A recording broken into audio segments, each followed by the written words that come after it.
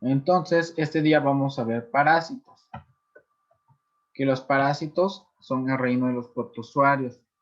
El objetivo de la clase va a ser describir qué es un parásito. Vamos a enumerar los diferentes tipos de asociaciones biológicas y es importante conocerlas porque hay muchos animales que utilizan a otro ser vivo para realizar sus funciones.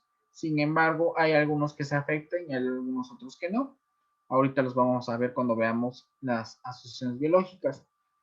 Así también vamos a escribir las características más importantes de los protozoarios y vamos a mencionar un ejemplo de cada uno de los protozoarios, de tal forma que al final de esta clase ustedes puedan contestar cada uno de los diferentes características y puedan saber cada una de las cualidades de cada uno de los diferentes protozoarios.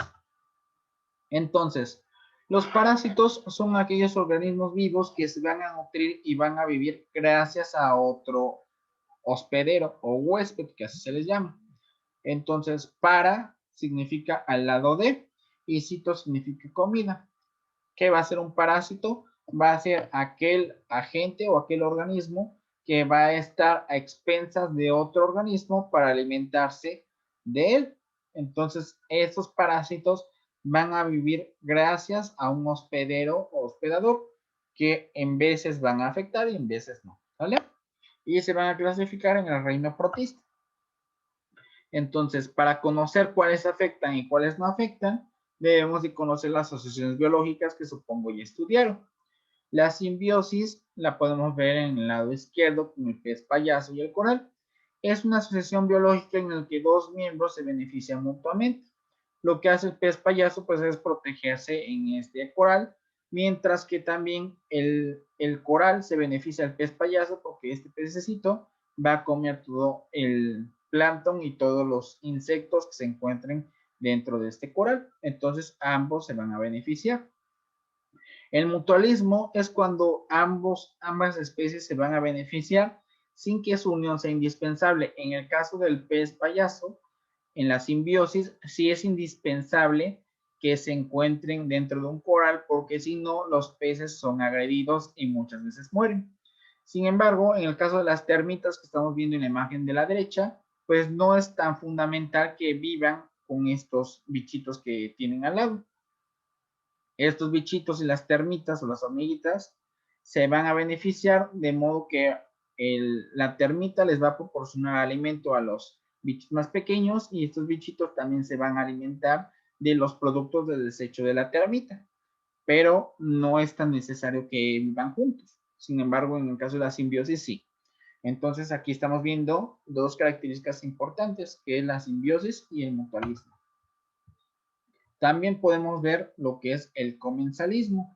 Y el comensalismo es cuando un organismo se nutre de otro, pero no le provoca trastorno. En la imagen de la izquierda podemos ver dos diferentes tipos de tiburones, en donde hay un tiburón más pequeño que se va a alimentar como tal de todo el moho o de todo el longuito que tenga el otro tiburón, pero no le hace daño. Y los parásitos, que es lo que estamos viendo, lo que nos compete el día de hoy, son aquellos agentes o aquellos organismos que sí van a ocasionar un daño en el huésped. Y aquí nosotros estamos viendo una chinche que se está alimentando de la sangre de un organismo, que en este caso podría ser el ser humano. Es una garrapata, perdón, pero bueno, me entendieron. Entonces, hay diferentes tipos de hospederos que son los que van a ser afectados. El hospedero o el huésped definitivo es aquel organismo que va a albergar la etapa adulta del parásito o aquel organismo en donde el parásito va a desarrollar su ciclo sexual y por lo tanto va a ser afectado. El hospedero paratécnico va a ser aquel hospedero accidental en el que el parásito no evoluciona. Es decir, no va a llevar a cabo su ciclo sexual, pero sí va a mantener su vitalidad y es importante porque si no existiera este hospedero, entonces el parásito se moriría. Recuerden que los parásitos son organismos que requieren de otro ser vivo para sobrevivir. Y el hospedero habitual o hospedero normal son aquellos huéspedes en los que se desarrolla el ciclo vital. ¿Y qué es el ciclo vital? Es todos los procesos que debe de llevar una especie, en este caso un parásito, desde el momento en el que nace hasta el momento en que crece, se reproduce e infecta. Eso conocemos como ciclo vital. Y el ciclo vital de los parásitos lo podemos estudiar, por ejemplo, en este caso, donde les estoy poniendo el ciclo vital del Trypanosoma cruzi. El Trypanosoma es una enfermedad que se va a provocar por una chinche, en la cual la chinche es encargada de succionar literalmente lo que sería la sangre del hospedero y entonces provocar una enfermedad, ¿sale? Y bueno, entonces el ciclo vital es muy importante y fundamental. El teratoma, como podemos ver en el lado izquierdo, pues lo que va a hacer es que se va a alimentar de la sangre, que va a ser la chinche, ¿sale? Entonces, en el humano va a liberar el tripomastigote metacíclico, que no va a hacer nada más que una larva de este chinche. Esta larva se va a multiplicar por división binaria, que es lo que tienen los parásitos, en los tejidos infectados. En este caso sería en el músculo. Y luego los tripomastigotes van a evolucionar a mastigotes, que quiere decir que hagan de cuenta que es como si fuera un feto, que empieza a crecer y se empieza a ser más especializado. Entonces los amastigotes, que ya tienen como tal la característica un poco más grande, van a entrar al torrente circulatorio, y en el torrente circulatorio es donde ya como tal van a ejercer su efecto. ¿Por qué? Porque se van a alimentar de los glóbulos rojos. Y posteriormente, ya que el animal crece, pues entonces la chinche vuelve a picar y posteriormente vuelve a infectar. Esos animales se van a multiplicar principalmente llegando desde el torrente sanguíneo hasta el intestino, lo que sería el intestino delgado. Y ahí se van a hacer larvas más adultas que posteriormente van a infectar otros tejidos. Este sería como tal el ciclo vital del Trypanosoma cruzi o de como tal el tretoma, pero existen muchos ciclos vitales para muchas especies que causan muchas enfermedades. Yo nada más les puse un ejemplo, ¿vale? Entonces, esto es lo que conocemos como ciclo vital. Las características de las parasitosis, pues es que todas esas enfermedades son de evolución lenta. ¿Qué quiere decir? Que van a llevar mucho tiempo para desarrollarse y para producir la enfermedad. Por lo tanto, no son enfermedades agudas, se les conoce como enfermedades crónicas. ¿Qué significa agudo? Es aquella enfermedad que va a suceder en los primeros 14 días. Cuando no sucede en 14 días y sucede más días, a partir del 15 día, del 15º día, se conocen como enfermedades crónicas, y las parasitosis son enfermedades crónicas. Esas enfermedades son más frecuentes en zonas tropicales o de escasos recursos. ¿Por qué en zonas tropicales? Porque muchos de los parásitos van a necesitar humedad para reproducirse y crecer. O en zonas de escasos recursos, porque muchas también de esas enfermedades o de las parasitosis, pues van a favorecerse de la poca higiene de las personas. Por eso es que suele ser más común en personas de escasos recursos. Y estos animales como tal van a contar con reservorios, que va a ser el lugar específico donde el parásito va a poder vivir y va a poder multiplicarse. El daño que puede ocasionar un parásito en un ser humano o en cualquier otro huésped va a depender de la cantidad que tenga de parásitos, es decir, de cuántos parásitos estén, por ejemplo, en el torrente circulatorio o en el sistema digestivo, y del estado inmunológico, el cual también es muy importante. Normalmente en personas inmunodeprimidas, que son las personas, por ejemplo, que tienen las defensas bajas gracias a una infección por VIH, ese tipo de personas son muy susceptibles a que tengan parasitosis. ¿Por qué? Porque el sistema inmune está muy bajo y les permite tanto a parásitos como a hongos poder vivir en su cuerpo. Por eso es que muchas de las personas que tienen VIH o que tienen un sistema inmunológico deprimido o inmunosuprimidos son aquellos que pueden morir por cualquier enfermedad, porque literalmente cualquier organismo les ganará la partida. Entonces, los mecanismos de transmisión o cómo podemos obtener estos parásitos pueden ser de forma directa o de forma indirecta. De forma directa es cuando una persona se lo transmite a otra persona, o un animal a una persona, o un animal a otro animal. Es decir, que nosotros estamos llevando de forma directa el agente causal, que sería el parásito. Y el mecanismo indirecto es cuando la transmisión de esta enfermedad va a tener lugar a través de vehículos, y vehículos no me refiero a carros. Vehículos se les conoce a todos aquellos fomites o a todos aquellos artículos que pueden llevar la enfermedad, como pueden ser el agua, la comida, la ropa sucia, los utensilios de comida también. Hay muchos mecanismos indirectos. Las vías de transmisión también son varias. La principal es la vía digestiva, que tiene que ver con la higiene insuficiente, cuando nosotros no lavamos las manos de manera adecuada o cuando estamos utilizando agua contaminada, ya sea para lavarnos las manos o para consumir los alimentos. Por inoculación es otra vía de transmisión, que es cuando aquel insecto o parásito puede atravesar activamente la piel, como sucede en el caso de la chinche que les decía que picaba como tal en la piel y depositaba dentro sus larvas.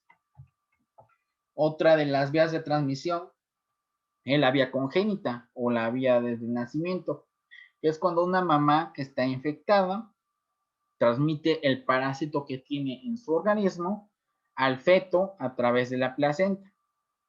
Y la vía transfusional es aquella en la que los parásitos de una persona son transportados a otra persona gracias a la transfusión de sangre. Por eso es que cuando ustedes van a donar, no sé si ya han donado, pero si no han donado, les recomiendo que donen sangre.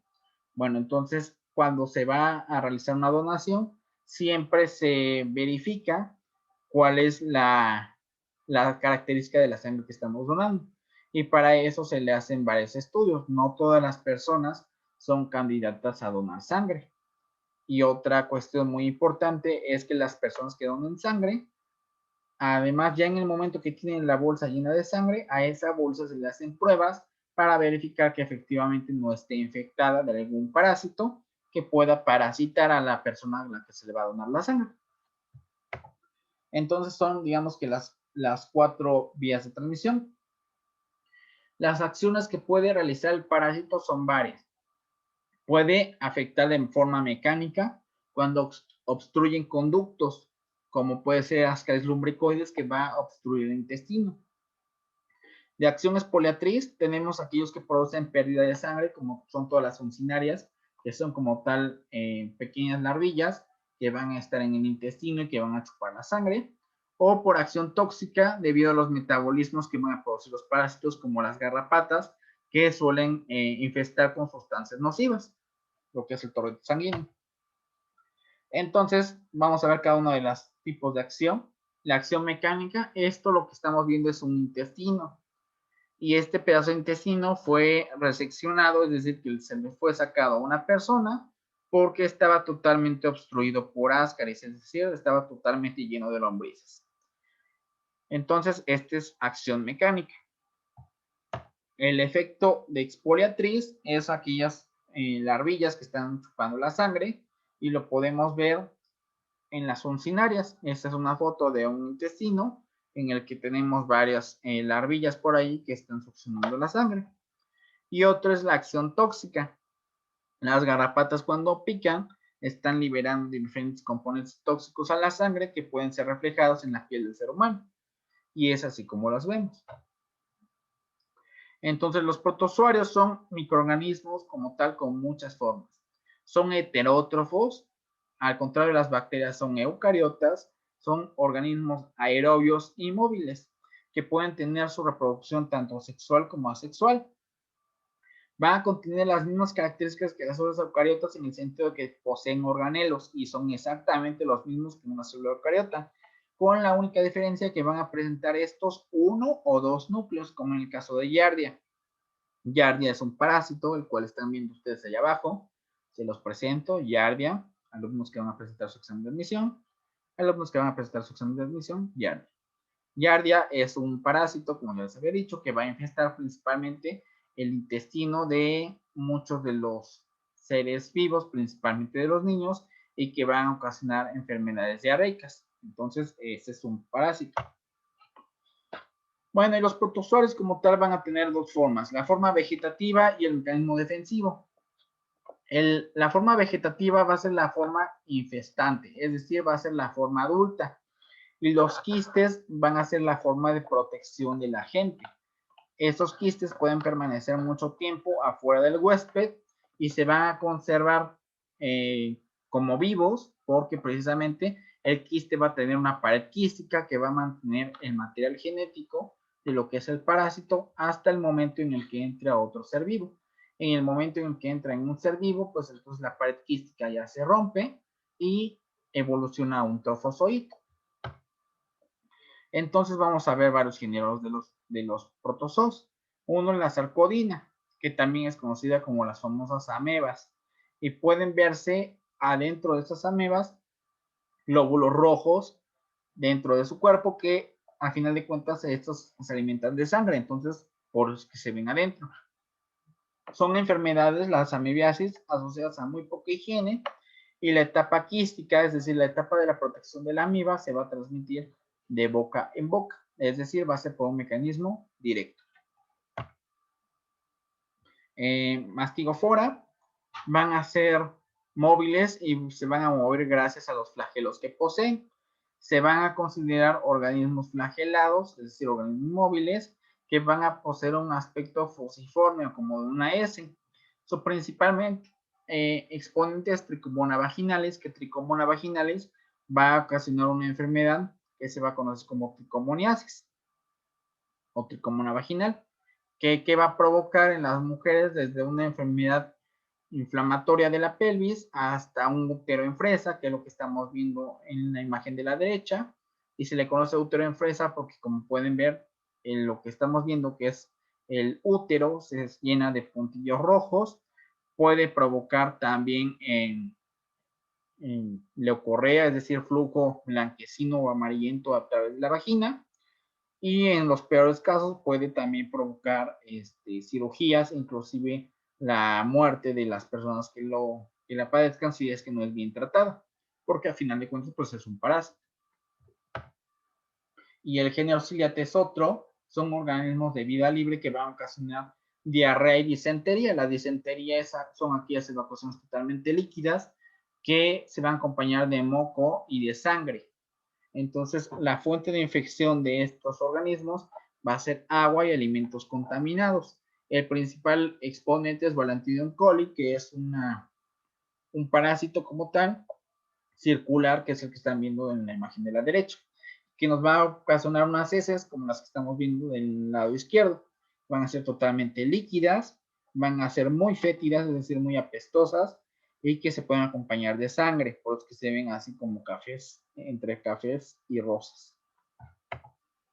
Las medidas preventivas, es decir, cómo lo vamos a evitar, es potabilizando agua, comida y alimentos no crudos, evitar caminar descalzo en zonas rurales, porque recuerden que muchos se van a transmitir a través de la piel, eliminando insectos, plagas y roedores que tengamos en las casas, por ser la mejor manera de prevenir estas enfermedades, y erradicar las viviendas precarias. Esto lamentablemente no lo podemos hacer tan fácilmente, porque existen muchas personas que existen en situación de pobreza, y lamentablemente van a ser las más afectadas. Pero si esas personas tuvieran una buena higiene personal de manos y de principalmente de uñas, entonces se evitarían muchas de las parasitosis. Por eso yo siempre les hago mucha importancia y les recalco que es muy importante el lavado de manos y el corte de uñas, porque muchos de nosotros cuando somos jóvenes no le tomamos importancia al corte de las uñas y las dejamos largas. Y déjenme decirles que la uña es el principal medio de transmisión de los parásitos. Entonces, si algún momento ustedes quieren evitar todo esto, pues tienen que hacer un buen corte de la uña, no dejarla sucia y lavarse las manos antes de ir al baño, después de ir al baño, antes de comer alimentos y antes de preparar los alimentos. Los alimentos más comunes en los que se transmiten estos parásitos, pues van a ser los alimentos que proceden de animales, como puede ser la leche, el pollo, los huevos, el pescado y el agua. Y los patógenos más comunes van a ser, por ejemplo, salmonella, que va a ser bacteria, pero también podemos ver vibrios, yardias, que son parásitos. Y pues las recomendaciones pues es evitar las comidas crudas, mal cocidas y mejorar la higiene de manos. Entonces, dentro de los parásitos más comunes, Tenemos las ascaris, que ya lo vimos en una imagen, son lombrices comunes que pueden aparecer en nuestro intestino y que diariamente las hembras ponen aproximadamente 200,000 huevos por día. Por eso es que se reproducen tanto y por eso es que en un intestino podemos ver millones de lombrices. La Phaseolipsis buschi es otra enfermedad, es un parásito que va a infectar principalmente a las personas inmunodeprimidas. Por eso aparece en la mayoría de cánceres. Clonorchis va a ser otro parásito que va a causar erosiones en la pituitaria. ¿Qué quiere decir la pituitaria? Pues es uno de los componentes del sistema nervioso central y también origina cáncer. Trichinella, en todo caso, también va a afectar los músculos y va a ser la causante de la fibromialgia, que quiere decir del dolor muscular. Y Trichomona vaginalis va a ser otro parásito muy común que se va a transmitir gracias a relaciones sexuales sin protección, obviamente. Y los signos externos o los que se pueden ver de la tricomona son las secreciones vaginales, como yo les había dicho, pueden ser blanquecinas, pueden ser amarillas o verdes, siempre son malolientes o tienen olor a pescado ese flujito vaginal. Y la vagina puede estar enrojecida y puede arder, doler y picar.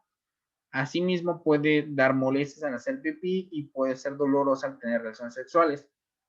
Esto se los comento porque Trichomona vaginalis es uno de los parásitos más comunes en todas las mujeres en edad reproductiva, que quiere decir en la edad de ustedes.